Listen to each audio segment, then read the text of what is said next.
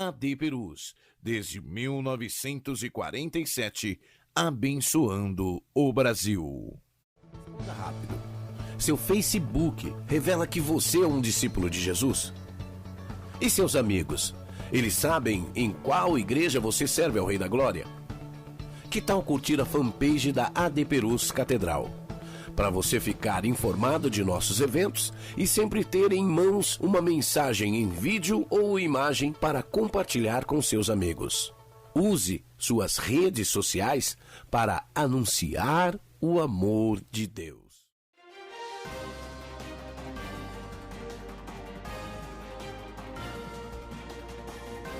Você está acompanhando uma transmissão oficial da Assembleia de Deus Ministério de Perus.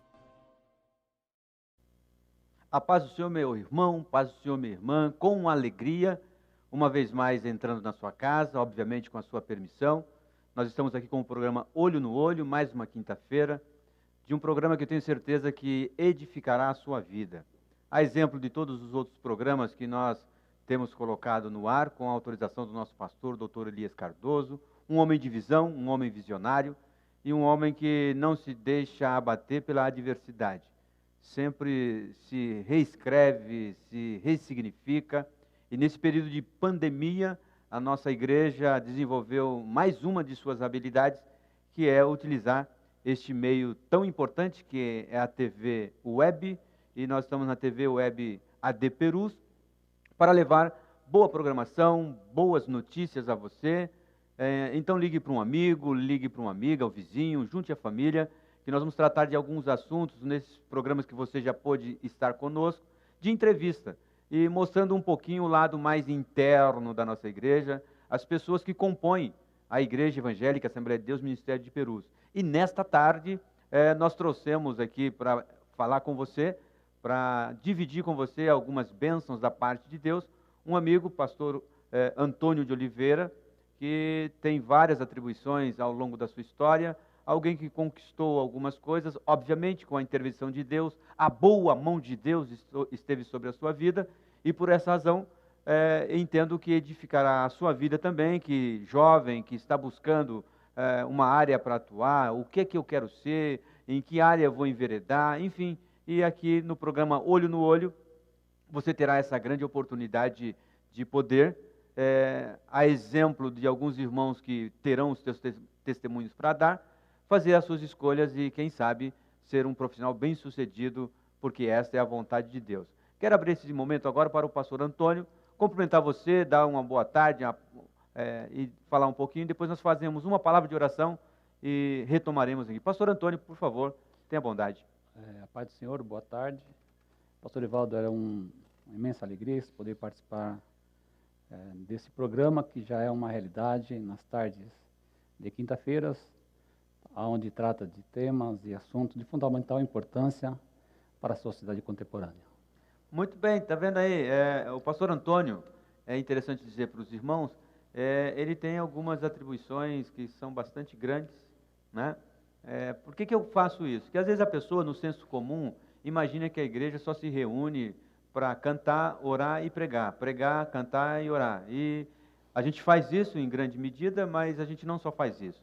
Então, nossa igreja é formada de pessoas, profissionais técnicos, profissionais da ciência, profissionais das exatas, da medicina, da biomedicina, profissionais da economia, profissionais da engenharia, profissionais da produção, profissionais da logística, toda espécie de profissional nós temos aqui agregado na nossa igreja. E o pastor Antônio é um exemplo desses profissionais. Ele é teólogo, ele é pedagogo, ele é filósofo, e entre as atribuições que tem, pós-graduação, enfim, então a gente, além de dar glória a Deus, a gente aproveita essa boa mão de Deus para usufruir o que tem de melhor neste mundo, né? O que tem de melhor para as nossas vidas. Nós vamos fazer uma palavra de oração agora, pedir a Deus que continue abençoando o nosso pastor Dr. Elias Cardoso, a missionária Lídia Cristina Maris Cardoso, esse casal que, na contramão da maioria, tiveram a sensibilidade de pensar em estreitar esse isolamento, sem provocar uma contaminação e um perigo para as nossas vidas. Eu e o pastor Antônio estamos sem máscara porque estamos dentro das normas estabelecidas, mas a nossa máscara está aqui, então logo a gente acabe o programa, todo mundo de máscara, porque essa é a lei e esse é o procedimento. Mas o nosso pastor e a sua esposa, com essa visão, têm levado programações edificantes, tenho recebido muitos feedbacks das programações, não é só do programa Olho no Olho, de todas as outras programações. Tem um programa que é não sei o que de meninas, qual é o nome mesmo? Me ajuda aí. Tutorial de Meninas. É um programa que a audiência está aumentando avassaladoramente, porque a mulher crente, as moças crentes, são vaidosas como todas as mulheres, mas só que uma vaidade do ponto de vista positivo. E isso se deve a este casal com essa visão. E a nossa gratidão a Deus pela vida deles. E esses meninos que trabalham atrás das câmeras, talvez você nunca os viu, mas são pessoas de uma competência sem medida. Nos tratam, a gente às vezes até imagina que a gente sabe alguma coisa pela qualidade do trabalho que eles apresentam. Então a gente fica muito em paz, muito tranquilo por tudo isso. Então eu quero convidar você, meu irmão, minha irmã, e nós que estamos aqui para esta palavra de oração, para iniciarmos o nosso programa. Oremos. Deus de amor e bondade, no nome de Jesus, o teu Filho, te louvamos por esta tarde. Queremos te pedir que o Senhor esteja visitando a cada lar, a cada família, a cada irmão que está assistindo ou que irá assistir ainda essa programação, que ele possa ser edificado, alcançado e o seu desejo ser ratificado com a tua boa mão na vida do teu filho. Faz assim, Senhor, cumpre o teu querer e a tua vontade nas nossas vidas. É o pedido do meu coração e o desejo da minha alma, no nome de Jesus. Amém. Muito bem, agora sim nós estamos de volta. Eu só quero que o pastor Antônio fale um pouquinho da formação dele um pouquinho, para a gente aprender um pouco com o servo do Senhor. E o tema do nosso programa é conhecimento, não é? Porque de teologia ele conhece um pouco, não é? Dá para nos ensinar com bastante sobra. É pedagogo, já esteve na sala de aula, já dirigiu, coordenou trabalhos pedagógicos, assessora a presidência do nosso ministério. Então é alguém que tem pedigree para poder se posicionar e se posicionar com profundidade. Pastor Antônio, como é que começa a sua vida na área da academia? Conta para a gente aí. É interessante, pastor, que eu me converti ao Evangelho no ano de 1993. 93? E eu me converti numa igreja pentecostal.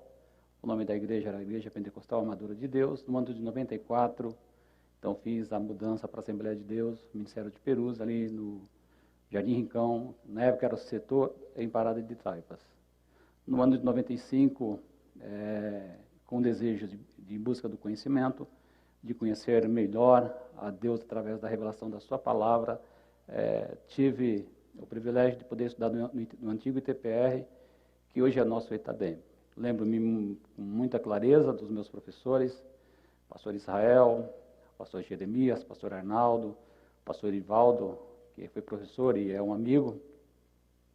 Dentro da sala de aula, fui muito motivado em busca do conhecimento, e sempre indagando a cada professor, a qual nas dúvidas que tinha acerca do conhecimento de Deus, da revelação, do sagrado, do profano. E lembro-me com perfeita exatidão de um texto que discuti em sala de aula, como é que pode um homem falar com Deus, e por que ele tinha que ter as sandálias do pé, por que aquele lugar era sagrado, quando Deus disse para Moisés, tira a sandália dos seus pés, porque a terra que pisa, o lugar é santo. Esse texto me muito chamou a atenção para o estudo da palavra de Deus. Fiquei 3 anos estudando ali no ITPR, e motivado por amigos, professores. Após os 3 anos, eu então concluí no ITPR e fui estudar no Seminário Batista, uma formação teológica em um outro seminário, onde tive a oportunidade também de dar continuidade aos meus estudos de teologia, no curso de bacharel, ali no Seminário Batista, onde tive professores muito bons, como o pastor Ernesto Nines, pastor Odair, e saudoso pastor Dr. Paulo, e e me motivaram, dentro daquilo que o pastor Enéas nos ensinava, a meditar na narrativa neotestamentária. Então, gosto muito de todo o estudo, tanto do Antigo como do Novo, mas a minha especialização hoje é no Novo Testamento. Eu estudei no Seminário Batista há 4 anos, me formei durante os 4 anos. Após a conclusão, fiz o mestrado em Novo Testamento no próprio Seminário Batista, e aonde também é um mestrado livre, não era reconhecido na época pelo MEC. Em seguida, eu continuei os meus estudos, fui estudar no Mosteiro São Bento. Por 2 anos estudei o grego clássico, fui estudar as línguas bíblicas, proto-semítico, acadiano, fenício, sumério, objetivando sempre trazer qualidade para o ensino bíblico, porque a igreja ela tem que crescer tanto em quantidade, mas quanto em qualidade. Esse é o meu pensamento dentro do estudo do texto bíblico. Após a conclusão do mestrado, eu fui fazer pedagogia, filosofia, especialização em filosofia da religião, e sempre pensando na história do cristianismo primitivo. Ufa, eu cansei aqui só de ouvir esse monte de informações aí, é bastante coisa. Parece que ele não fez outra coisa, irmão, a não sei estudar. E isso é muito importante. Conhecimento não ocupa espaço, conhecimento ele só agrega e nos faz bem. Quanto mais você conhece, melhor você se sentirá. Mas você é casado, né, pastor Antônio? Sim, graças a Deus. Há quanto tempo? Eu casei no dia 30 de outubro de 1999. 99 casado, então faz um tempão que está casado. E hoje o senhor congrega onde? Hoje eu congrego antes era setor, hoje é regional, em Parada de Taipas, na direção do pastor Orlando, que tem sido uma bênção para a nossa vida. O senhor falou aí sobre especialidade. Qual a importância para o irmão, a irmã que está nos assistindo, para ele se aprofundar mais no conhecimento da palavra? O que o senhor sugeria a esse irmão, a essa irmã, esse moço, moça, enfim? A busca do conhecimento ela é de fundamental importância, porque nós temos hoje, usando de forma consciente ou inconsciente, você usa os 4 pilares do conhecimento. Eu costumo dizer que nós trabalhamos com o conhecimento empírico, o conhecimento científico, o conhecimento filosófico e o conhecimento religioso. É bem verdade que no nível do conhecimento nós temos o sujeito e o objeto. E eu costumo dizer que no conhecimento empírico o homem olha para o tempo e ele fala, o tempo de fato hoje vai esfriar, hoje vai chover, hoje vai ser um dia bom. Como é que eu divido isso? Dentro do estudo, da explicação do estudo teológico, ou mesmo na metodologia científica. Dentro do nível de conhecimento, você tem um sujeito e você tem um objeto. O sujeito é o homem dentro do conhecimento empírico. O objeto é o tempo, é o dia a dia, é aquilo que ele está usando de experiência para dizer o que de fato vai acontecer. Dentro do conhecimento filosófico, o sujeito é o filósofo, o objeto é o campo das ideias. Já no conhecimento científico, o sujeito é o cientista.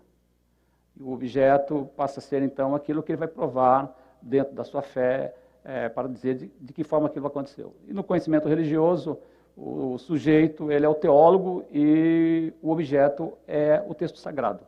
E dentro do texto sagrado, é interessante que o teólogo ele traz a informação daquilo que ele acredita, da revelação dada de Deus para ele. Ele usa o que chamamos de fé, dentro de uma interpretação polissêmica.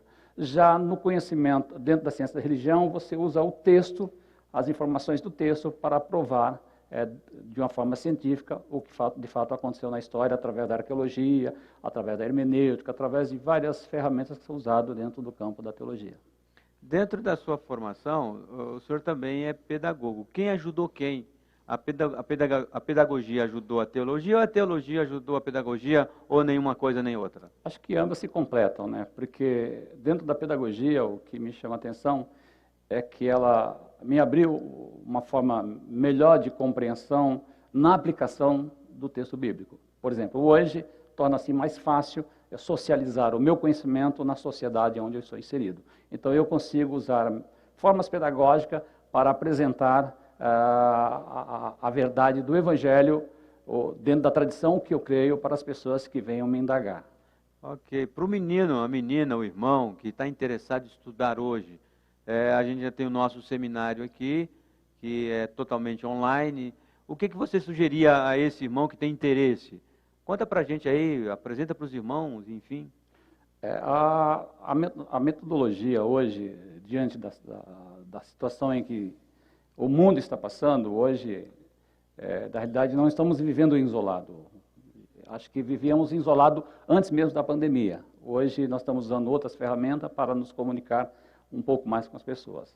Hoje nós temos a plataforma online, e é bem verdade que o nosso ministério tem investido muito no nosso curso online, mesmo no Itademp, onde traz meios para que as pessoas possam ter acesso e desenvolver o seu senso crítico. Nessa metodologia do curso online que o Itademp apresenta, você tem a liberdade de estudar, de pesquisar e desenvolver o seu senso crítico dentro daquilo que você acredita, dentro de uma narrativa tanto do Antigo como do Novo Testamento. Muito bem. Querido irmão, você está vendo aí que como é importante o estudo, importante demais o conhecimento, e quanto mais a gente conhece, melhor a gente será. O conhecimento nos tira a venda dos olhos, o conhecimento faz com que a gente abandone as amuletas, o conhecimento nos proporciona andar pelas nossas próprias pernas. E no âmbito religioso isso também é verdade.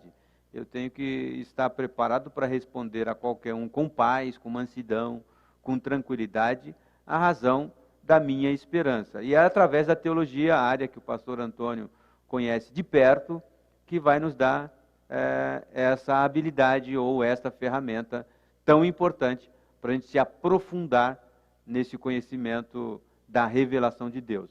Nós vamos para um intervalo agora, e depois do intervalo nós voltaremos aqui com essa tão agradável entrevista com o pastor Antônio de Oliveira. Nossos intervalos, por gentileza. AD Perus, desde 1947, abençoando o Brasil. Siga o perfil da AD Perus no Instagram para acompanhar em tempo real o agir do Espírito Santo em nosso meio. Quando publicar o que Deus tem feito na sua vida e da sua família, lembre-se de marcar @ADPerusOficial para que mais pessoas sejam edificadas pelo mover espiritual na sua vida. Use suas redes sociais para anunciar o Evangelho.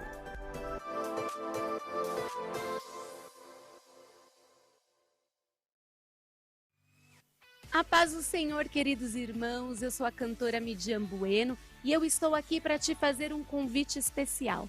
Isso mesmo, todas as quartas-feiras nós temos um compromisso, encontro com adoradores. Convide os seus amigos, convide a sua família, reserve um espacinho no sofá e chame para assistir conosco. Encontro com adoradores, todas as quartas. Bem...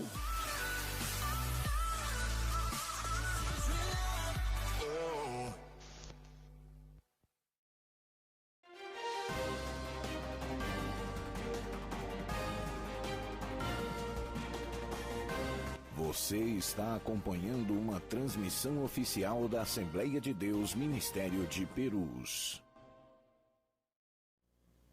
Muito bem, estamos de volta aqui de novo com esse bate-papo tão agradável com o pastor Antônio. E eu quero aqui fazer algumas perguntas no senso comum. Como que é a vida de um teólogo, pastor? Dentro do ambiente religioso, onde, bem definido pelo senhor sobre os 4 pilares do conhecimento, o conhecimento, a experiência empírica tem um valor muito grande. Como que é isso para o teólogo? A questão do conhecimento empírico em relação ao teólogo não é difícil de se relacionar dentro do ambiente religioso. Até porque o teólogo, ele tem fé, ele usa da sua fé, como também o próprio cientista da religião. Por que para nós que está olhando de fora, às vezes parece que não tem essa fé toda? Muitas das vezes a forma que eu vejo é que a arma da defesa é o ataque. Então, o conhecimento teológico e o estudo religioso, nós temos como o sujeito, o teólogo, e o objeto de estudo é a narrativa bíblica, é o texto sagrado. Seja a Bíblia, seja o Corão, seja qual for o texto. Então, quando você passa a estudar o texto bíblico em si, nós temos a crença na triunidade, no Deus Pai, no Deus Filho, no Deus Espírito. E temos ciência que o Espírito Santo habita sobre a nossa vida. E o Espírito Santo nos ilumina, é Ele que nos capacita para uma compreensão e um temor. Então, quando o teólogo ele passa a estudar o texto, ele reverencia o texto bíblico, porque ele sabe que o texto bíblico é a revelação dada por Deus ao homem. E o homem passa a conhecer a Deus a partir desta revelação. Então, o estudo bíblico, de fato, a teologia, ela não é um monstro, como muitas vezes é pintado pelas pessoas. Mas a teologia não salva, mas ela mostra o caminho da salvação. O estudo da teologia mostra o caminho que o homem deve seguir.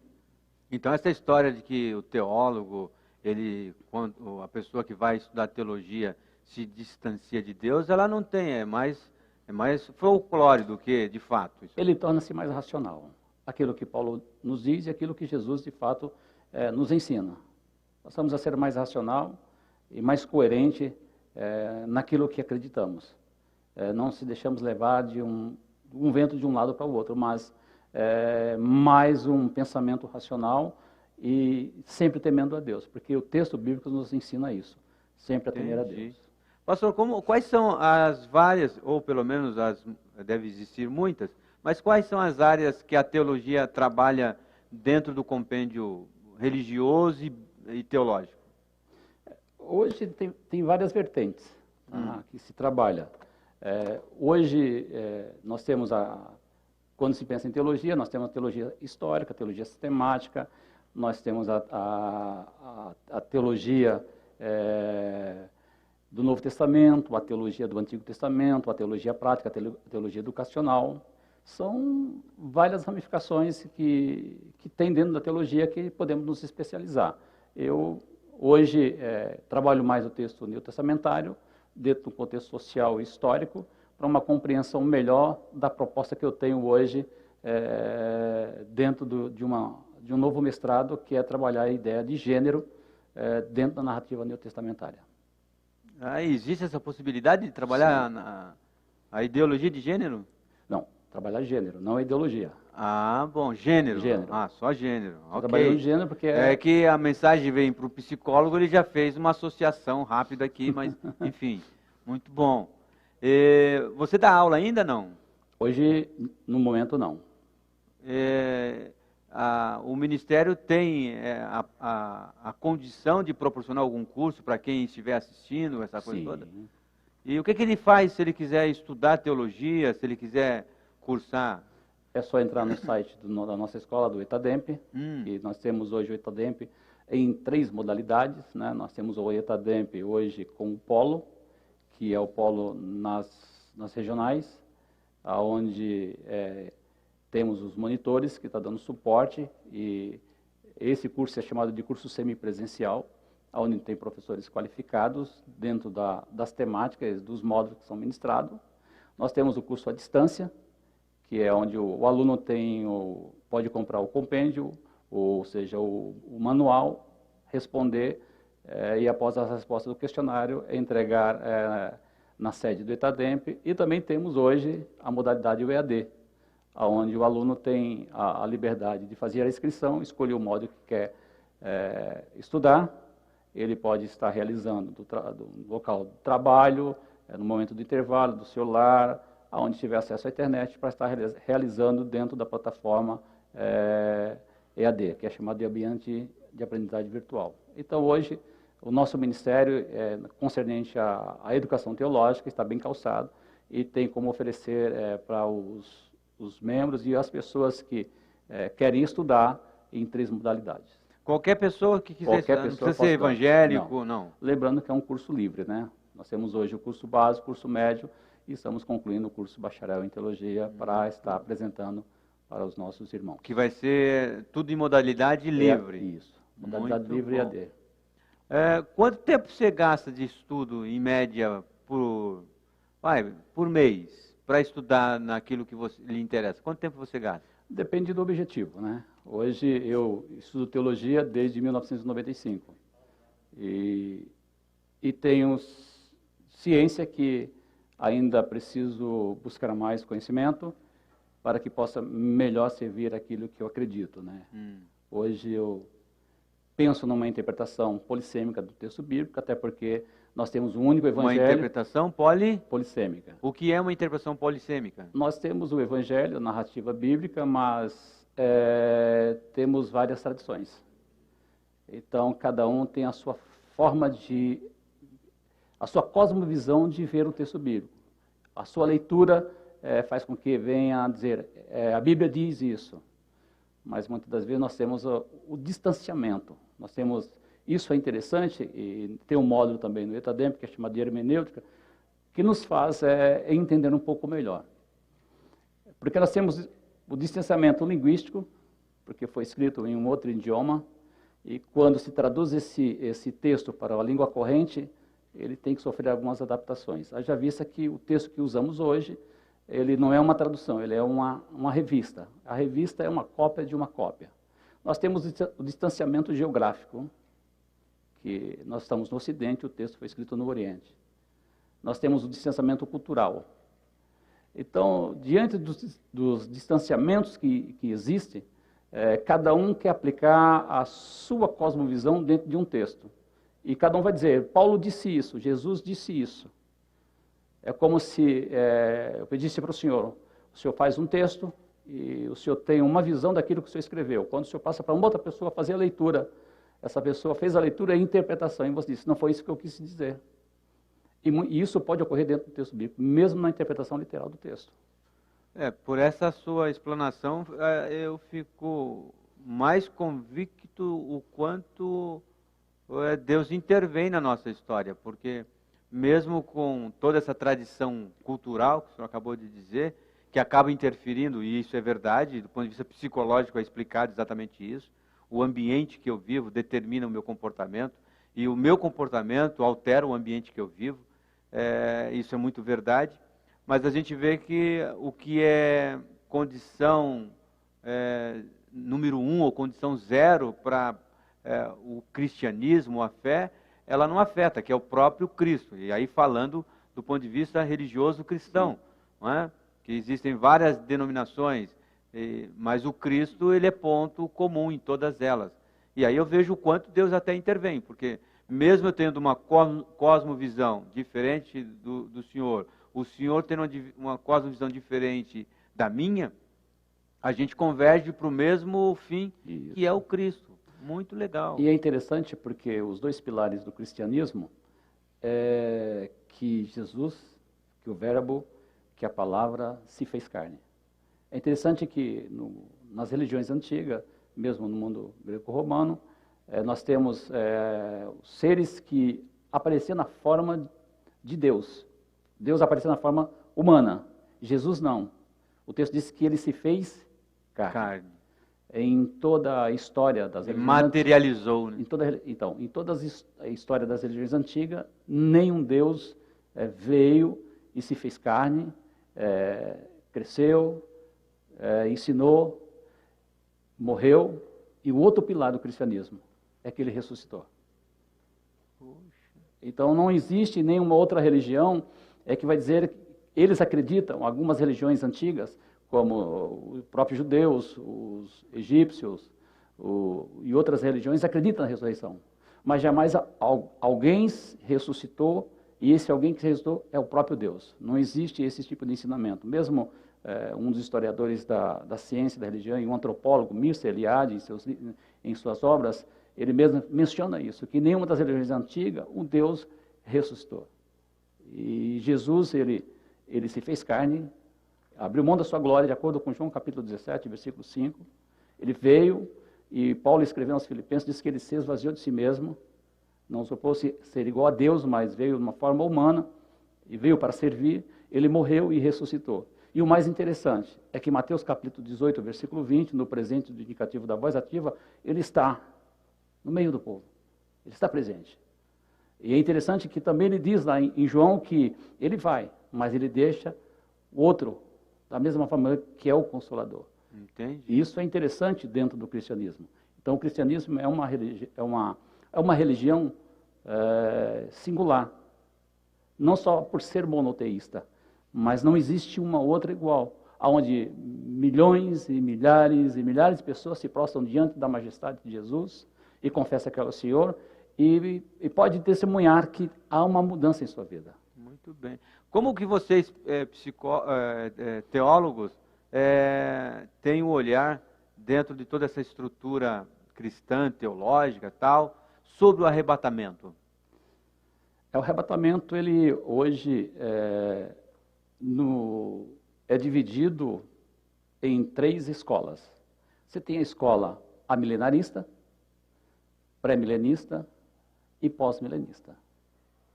E dentro da escola que mais se estudam hoje, é chamada as escolas pré-milenistas, que é o arrebatamento antes do milênio. E dentro das escolas, da escola pré-milenista, nós temos 4 escolas. A escola da teoria do arrebatamento parcial, pré-tribulacionista, mesotribulacionista e pós-tribulacionista. E todas as escolas, eles usam um texto bíblico para defender a sua tese, a sua teoria. É bem verdade que é um estudo um tanto que recente, né? É a partir do século XVII que começam assim, então, a pensar nessas questões do arrebatamento. Mas na carta de Paulo aos Tessalonicenses, ele já falava, Paulo já estava mostrando para a igreja que ele mesmo estava guardando Jesus Cristo em vida. Ele até usa o texto dizendo o seguinte: os que morreram em Cristo ressuscitarão primeiro, e nós, que ficaremos vivos, seremos nós. Quando ele diz nós, ele está colocando ele dentro, então ele também estava guardando Cristo em vida. Entendi. Dentro da minha área, a gente tem alguns teóricos, tem Freud, Jung, Skinner, Aaron Becker, a gente tem vários, Winnicott e tantos teóricos que a gente usa para a prática do exercício da nossa atividade. Para vocês, teólogo, você diz que tem várias correntes aí, pré-milenista e tal, aquela coisa toda. Vocês escolhem uma para seguir, ou segue todas, ou segue a que for do momento? Como é que é isso aí para vocês, teólogos? Não. É muito interessante que hoje a questão do estudo teológico está passando por uma nova fase. A maioria dos teólogos que estudamos são teólogos da Primeira e Segunda Guerra Mundial. Então nós temos aí Bonhoeffer, nós temos Paul Tillich, nós temos Bultmann, Kierkegaard, nós temos Barth, Oscar Cullmann, Joaquim Jeremias. E alguns foram até filósofos, né? Sim, filósofos. Alguns tinham formação também na área da psicologia. E é interessante que vem carregado, como o senhor mesmo falou agora há pouco, da questão do momento da cultura. Você imagina quantas pessoas morreram na Primeira Guerra Mundial? Quantas pessoas morreram na Segunda Guerra Mundial? Quantas pessoas morreram em 1918 a 1919, na questão da pandemia, da gripe espanhola? Por falar em pandemia, já que entramos no assunto, como que é agora para vocês? Estou falando com o teólogo, não estou falando com o pastor, tá? Estou falando com o teólogo. Você está na academia, está lá todo mundo perguntando e tal, a coisa está fervendo. Como é que os teólogos estão olhando toda a questão teológica nessa cultura agora fatalística que estamos vivendo, de contágio, de isolamento, de máscara, de desencontro de informação? Qual o olhar do teólogo para isso, à luz da teologia propriamente dita? À luz da teologia e mesmo da própria igreja, né? Se pensarmos no século XV, XVI, século XVIII, XIX, mesmo antes da era cristã, o mundo passou por várias pandemias, né? E sempre a sociedade sobreviveu diante de tudo isso. É bem verdade que muitas pessoas vão passar pelo processo da morte, e a única certeza que todos têm é da morte. Então, pensando do ponto de vista teológico, e esses dias foi indagado como é que você serve um Deus que permite que que as pessoas do seu segmento venham a passar por esse processo. Então, eu, trabalhando no texto de Isaías, capítulo 53, eu disse que se Deus não poupou o seu próprio filho, ele veio, ele morreu e ressuscitou, por que ele há de me poupar? Então, a realidade de tudo quanto está acontecendo para o campo da teologia e para a ciência da religião, isso torna-se algo normal, algo que faz parte do discorrer da existência do homem. Essa não é a primeira pandemia. Então, torna-se surpreso hoje para a sociedade contemporânea, porque, por exemplo, nunca passei por isso, muitas pessoas que nunca passaram por isso, mas quantas pessoas que já estão vivendo pandemias sem passar pelo processo desse vírus que tem atacado muitas pessoas. Tem pessoas que estão sofrendo. Quantas pessoas que hoje vão deitar sem se alimentar, quantas pessoas vão deitar e não vão levantar-se no outro dia. Então, existe pessoas sofrendo continuamente. E, de acordo com a Bíblia, que seguimos o texto bíblico, isso passa a ser, então, uma consequência do pecado. Mas mesmo você reconhecendo o seu erro, reconhecendo o seu pecado, confessando que Cristo é o Senhor, você não está isento do sofrimento. Porque é ensinado nos seminários, nas escolas teológicas, que muito embora você sofra, que você tem que ter esperança que há uma vida melhor e que o seu Redentor está ali aguardando no grande momento do arrebatamento. Qual a sua expectativa hoje, dentro do quadro que nós estamos vivendo? E hoje nós estamos com um programa aqui, ele está no ar já há mais de 100 dias, o nosso programa está no ar, as várias programações da TV AD Perus. Qual a sua visão, e agora como pastor, teólogo pastor, da igreja pós-pandemia? A igreja, ela já superou outras crises maiores do que essa. E é bem verdade que a sociedade de hoje é muito diferente, por exemplo, de 1918, da Primeira Guerra Mundial. Mas ela terá uma visão diferenciada dentro do seu aspecto teológico. Eu acredito que hoje pessoas dentro que vendem um evangelho que não está pautado nos ensinamentos de Cristo, eles vão sofrer um pouco. Existem muitas pessoas desesperadas, mas isso já foi falado. Eu lembro-me de uma aula do Antônio Flávio Perucci lá na Unicamp, quando ele disse que acerca deste evangelho, deste momento de ensinamento de pessoas que usam o evangelho para se manter, para levar vantagem. Eles chamam-se de, onde surge então o pluralismo religioso, onde surgem essas igrejas com os marqueteiros da fé, onde o evangelho passa a ser um produto a ser oferecido a uma bancada. Então, eu acredito que pós-pandemia terá uma igreja diferenciada, uma igreja de pessoas mais usando mais a questão da racionalidade dentro das suas igrejas. E as igrejas que, é bem verdade que algumas igrejas já fecharam-se, né? Que não têm compromisso de fato com o Evangelho. Podemos perceber aqui na nossa igreja, o nosso presidente, o pastor Dr. Elias, e a sua mãe, digníssima esposa, a missionária Lígia, o quanto eles têm se empenhado diante das dificuldades para que venha manter as igrejas funcionando. Então, hoje, nós estamos participando de culto online, usando o espaço a cerca de 40% para que as pessoas venham a participar. E também estão assistindo as pessoas. Hoje eu tiro o exemplo da Parada de Taipas.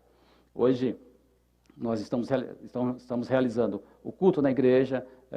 Teve semanas que o nosso pastor colocou o culto todos os dias para estar atendendo as pessoas, levando a ceia nas residências, pedindo para que os irmãos com mais de 60 anos não venham à igreja, que eles fiquem em casa, mas há um grupo de obreiros que está indo visitar, o pessoal está fazendo culto na rua dos crentes, para motivar e incentivar eles a permanecermos fiéis no Evangelho. Acho importante essa colocação sua, pastor Antônio, que a grande realidade é que as pessoas rotulam a igreja como um ambiente extremamente de risco.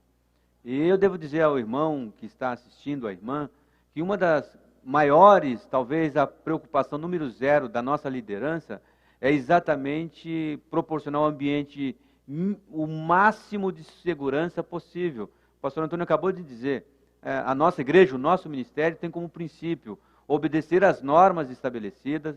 O nosso pastor, ele fica aqui, falando da igreja local, a igreja sede aqui, a gente percebe a angústia dele para que as coisas sejam obedecidas de forma sistemática, pontual, como um relógio. E o pastor Antônio coloca muito bem, e desculpa eu legislar aqui em causa própria.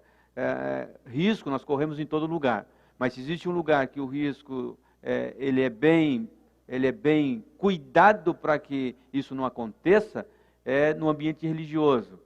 Álcool em gel em todas as dependências. Isso. Andando no pátio da igreja, o que nós mais vemos são profissionais da igreja, membros da igreja, que trabalham na igreja, com medidor de pressão, álcool em gel o tempo todo, e criou-se um costume diferente entre nós. Então, achei muito oportuna essa sua fala, no sentido de mostrar que não é esse perigo todo, porque as pessoas não querem vir para a igreja, alegando que na igreja o risco de contágio é maior, quando na feira eu não só estou num aglomerado de pessoas, como eu esbarro nas pessoas, né? E não é que eu sou contra, não, ao contrário.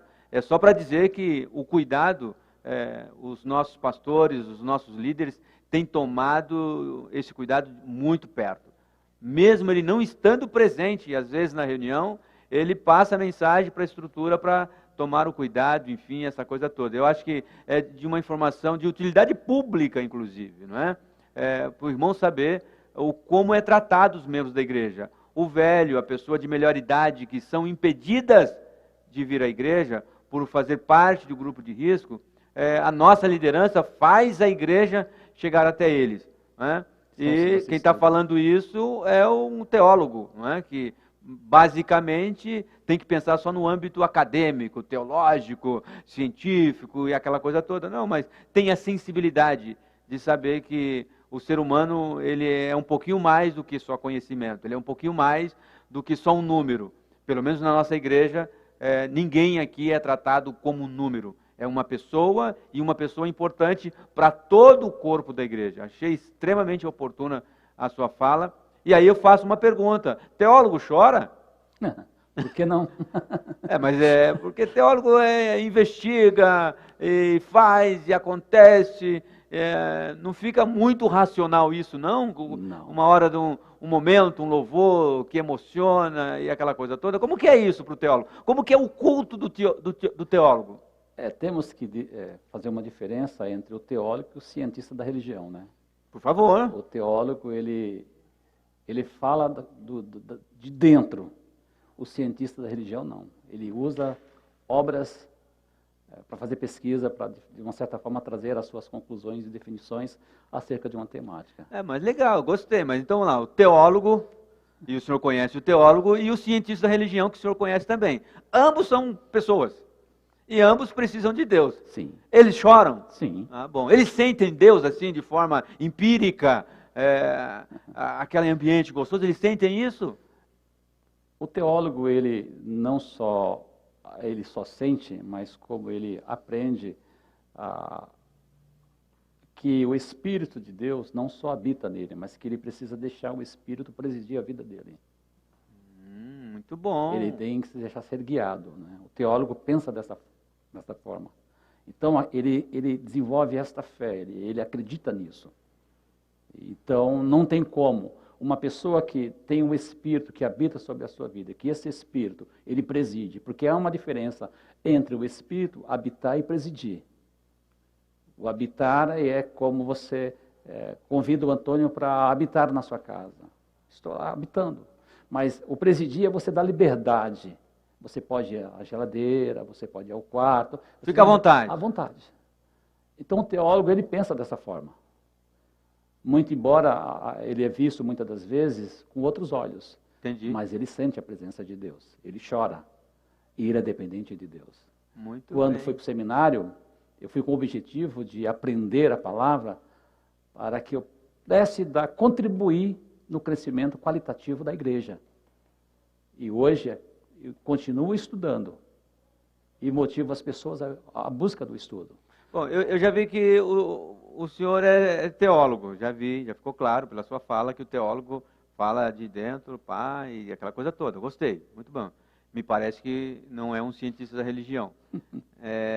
Mas qual é o seu objetivo em continuar estudando? A ser um cientista da religião? Você tem essa meta? Ou só ser um teólogo muito mais bem preparado? Ser um cientista da religião, posso dizer que já me enquadro como cientista da religião.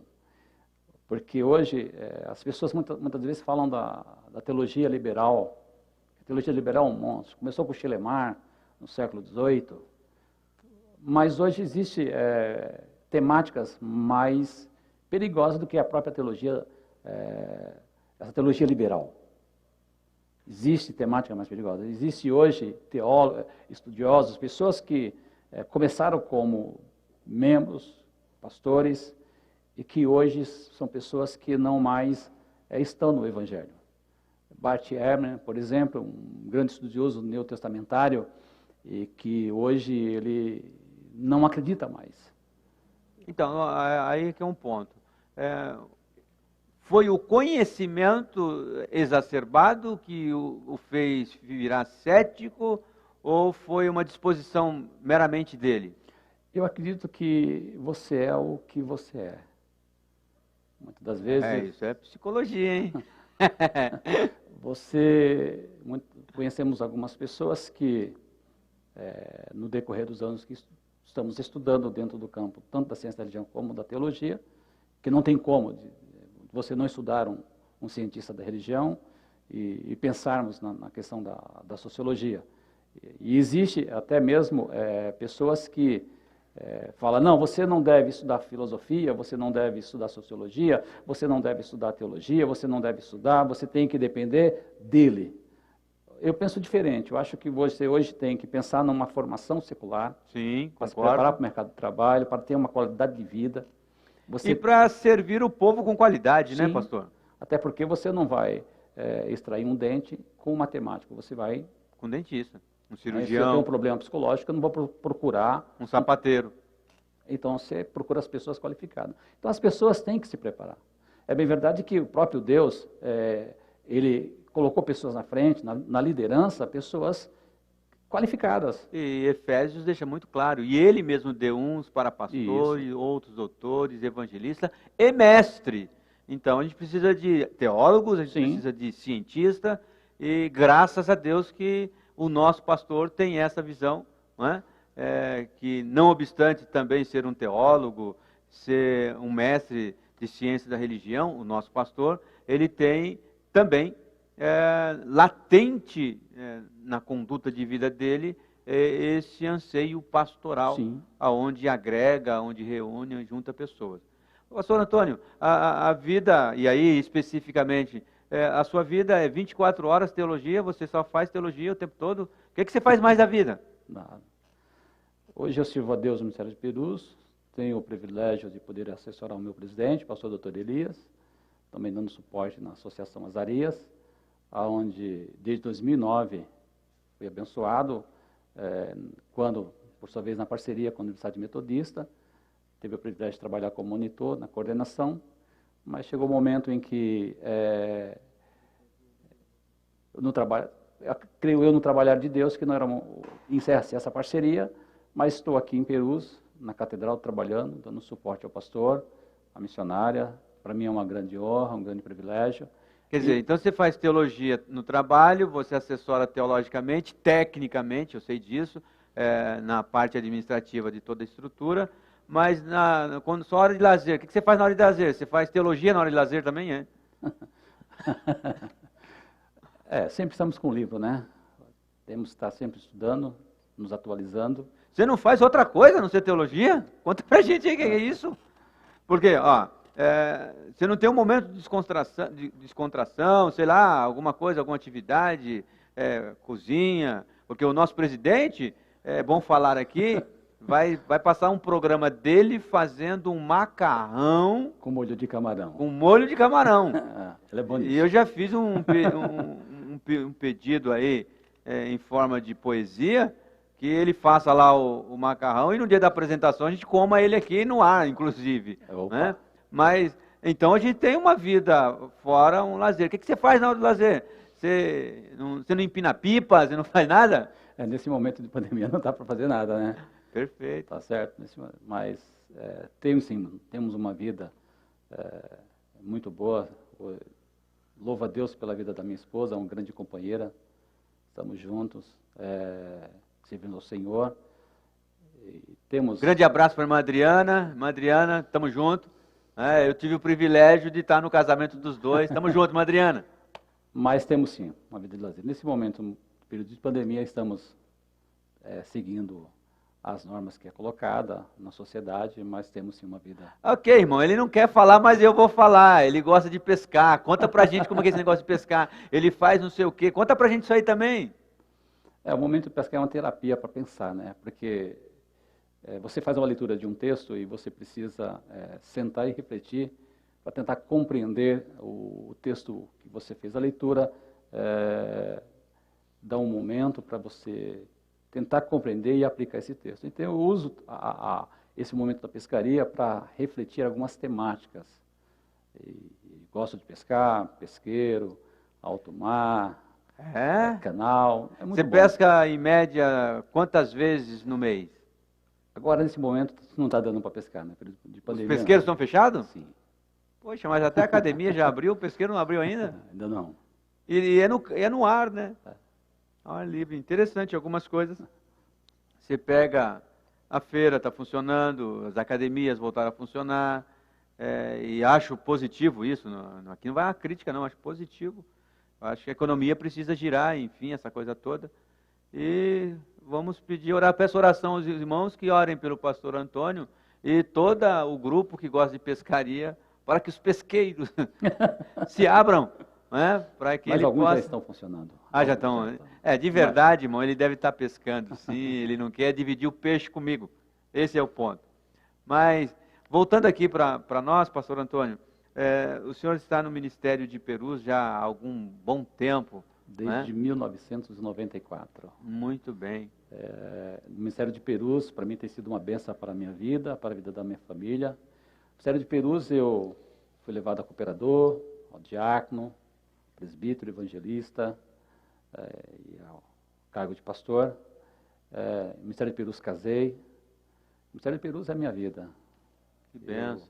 Louvo a Deus pela vida do casal presidencial e pelo privilégio de poder fazer parte desta história. Lembro-me com perfeita exatidão, quando estava no Rincão, que fui convidado a trabalhar, porque para muitas pessoas, talvez não, mas para mim era um sonho.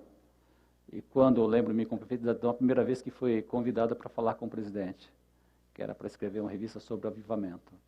E confesso que naquele dia eu sonhei. Depois estou falando com o presidente de Perus. E o que é interessante do avivamento foram muitas revistas, muitas viagens, muitas obras, muitas viagens com o nosso presidente, que é uma simpatia de pessoa, é muito gratificante viajar com ele. Sim. Pode continuar, por favor. E eu louvo a Deus, porque hoje, dentro dessas viagens que o senhor mencionou, da EBFO, das igrejas, a gente tem uma outra visão de igreja.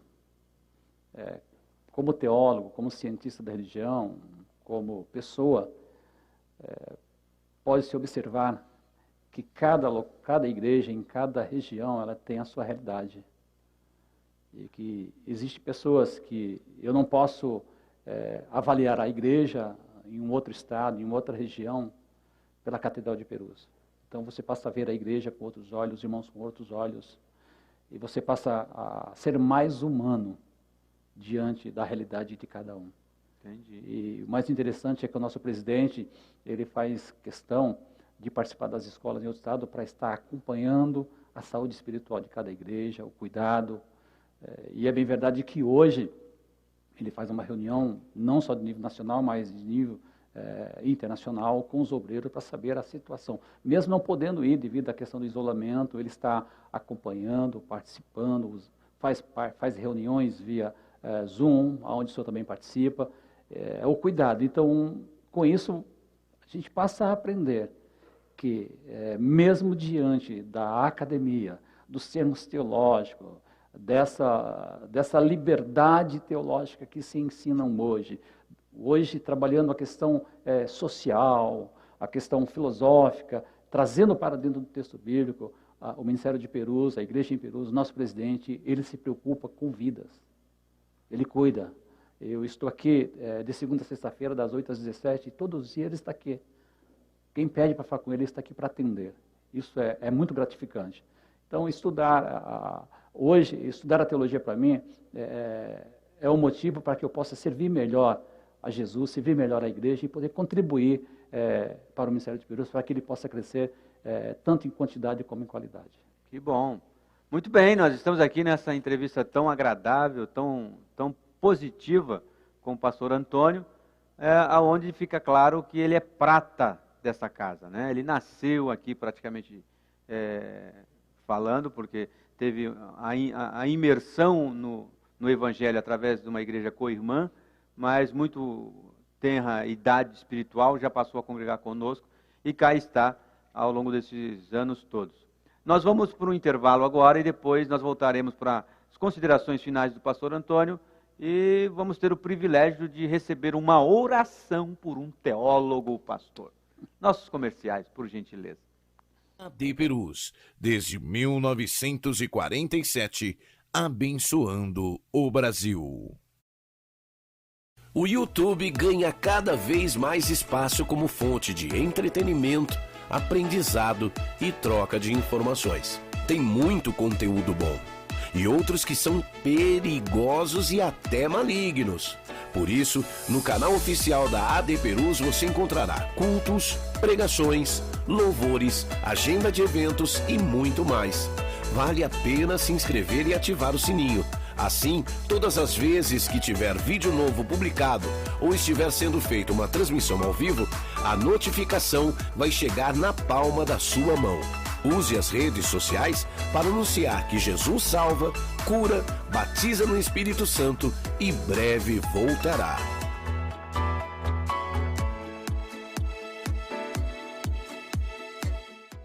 Olá, a paz do Senhor. Sou o pastor Renato Maximiano. Olá, a paz do Senhor, sou o diácono Lucas Gabriel. Queremos convidar a todos vocês para participar da programação Minha Igreja, que saudade! Todas as sextas-feiras, das 15h30 às 17 horas. Esperamos por vocês. Participem!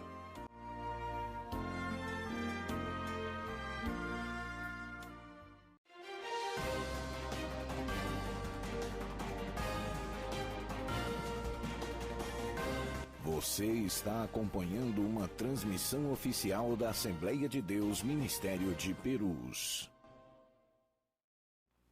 Olá, meu irmão, minha irmã, de volta aqui no programa Olho no Olho. Espero de verdade, do fundo do meu coração, que essa entrevista tenha agregado na sua vida, edificado a sua alma. Estamos muito felizes pela vida do pastor Antônio ter aceito o convite de cá estar conosco para dividir essas experiências que ele tem, seu conhecimento, suas habilidades, a sua ascensão no ministério. E ficou claro que mesmo com todo esse conhecimento, ele não perdeu de vista a condição primeira, a condição de maior valor, de grande grandeza, que deve ser de cada cristão, é a condição de ovelha, de membro do corpo de Cristo, que é pastoreado, é assistido, é cuidado. Espero que você tenha tido alguns insights, de algumas possibilidades de caminho a seguir. E conte conosco, conte com a nossa ajuda, conte com o nosso apoio. Pastor Antônio, com as suas considerações finais, por gentileza. Eu, primeiramente, quero agradecer pelo convite, agradecer ao presidente, pastor Dr. Elias, juntamente com a sua esposa, a missionária Lígia. É um privilégio poder fazer parte desse ministério e também de poder estar aqui nesta tarde, contribuindo um pouco nesse programa que já é uma realidade na vida de muitas pessoas, pastor. Muito bom. Então agora eu peço que você pare o que está fazendo aí, sente, Recline a sua cabeça e terminaremos com uma palavra de oração por um teólogo. Pastor. Pai de amor e bondade, nós te louvamos nesta tarde pelo teu Espírito Santo nos ter revelado Jesus Cristo, Senhor.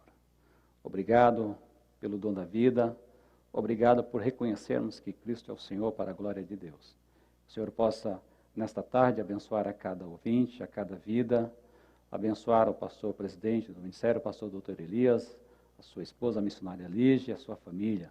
Abençoa a vida do pastor Irivaldo, da missionária Cláudia, dos seus filhos. Que o Senhor possa abençoar poderosamente a vida de cada um. Que a bondosa mão do Senhor continue nos guiando, nos conduzindo e nos abençoando para a glória de Deus. Amém. Nós agradecemos a Deus pela sua vida. Quinta-feira que vem, querendo Deus, estaremos aqui de volta, ao vivo ou numa programação gravada.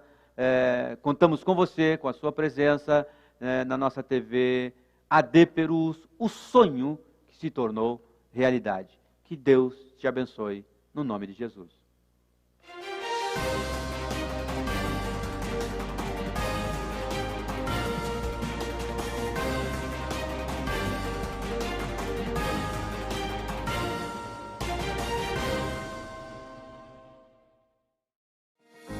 Mesmo sem os cultos presenciais em nossas igrejas, precisamos que os irmãos continuem fiéis nos dízimos e ofertas pela rede bancária, depósitos ou transferências, bem como pelos canais digitais no nosso portal. A igreja continuará contando com sua fidelidade para a manutenção dos nossos templos, projetos sociais e missionários. Em seu culto no lar e durante nossas transmissões, torne a oferta parte do culto e creia na providência e cuidado de Deus sobre a sua vida, família e finanças. Você pode contribuir através de depósito e transferência bancária. Banco Bradesco, agência 2216, dígito 0 e conta corrente 515, dígito 0. Igreja Evangélica Assembleia de Deus Ministério de Perus, CNPJ 63-098-552/1000 contra, dígito 02. Ou acesse nosso portal para contribuição online, adperus.com.br/contribuir. Contamos com a compreensão e fidelidade de todos os salvos. AD Perus, desde 1947, abençoando o Brasil.